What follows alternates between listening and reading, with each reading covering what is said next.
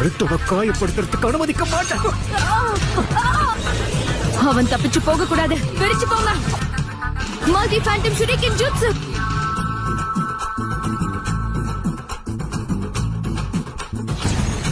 என்ன? ஹே, உங்களுக்கு எதுவும் ஆகல? ககாஷி, நீங்களா?